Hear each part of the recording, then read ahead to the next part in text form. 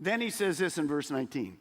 Therefore, because you have the authority, you can go to the world. Therefore, go and circle these two words, please. Make disciples. I'll come back to that next week. Go and make disciples. You're going to see all these verbs. Go, baptize, teaching. All of those are verbs. But in the original language, as you finish these next two verses, the one main focus is the one I ask you to circle. Make disciples. It's not about necessarily going. It's not about teaching. It's not about baptizing. All of those are there. But the key is to make a disciple. Look at me. When you make a disciple, you're getting somebody that you're reproducing. They're going to be like you. Jesus spent 3.5 years getting his disciples to be like him. The early church started with those 12.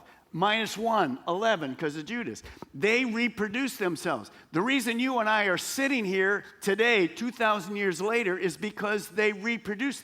They win a person to Christ. They disciple a person to Christ. They become like him. And they send that person to reproduce the cycle. So that's why the focus in disciples simply means growing in your walk with God. And you're going to see them this morning, the minute you get on this GMO program and you're answering questions from all over the world and you got your little cheat sheet there and the scriptures and it helps you, you're going to grow. Every pastor knows this truth. Every teacher knows this truth. If you teach, you learn twice. You will learn twice. It's fantastic. It's amazing. Now, let's finish it. Therefore, go and make disciples of all nations, baptizing them in the name of the Father, the Son, and the Holy Spirit, and teaching them to obey everything I've commanded to you. And by the way, Jesus says, you're not alone. I'm with you always to the end of the age. In other words, through the Holy Spirit, we have that power. I'll talk more about that next week. Now, Matthew 28, 18 through 20 is known as the Great Commission. The Great Commission. Now look at me. All the campuses, look at me. On the internet, look at me. It is not the Great Suggestion. It's the Great Commission. It's a commandment. He says right in verse 20, teach them to obey everything I've commanded you. This is a commandment.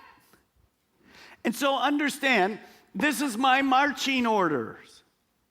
Yes, I'm going to be a good husband and a dad and a grandpa and all the rest. Those are all natural things. But I am going to have the marching orders, and that's for every single one of you. Please write this down.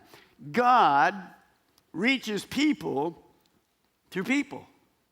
He could have chose to do it 1,000 different ways. In the book of Revelation, he does it through people, but he also does it through angels. But right now, mostly, God uses people. So that means if you're a Christian, if you're a Christian, you have a responsibility and a privilege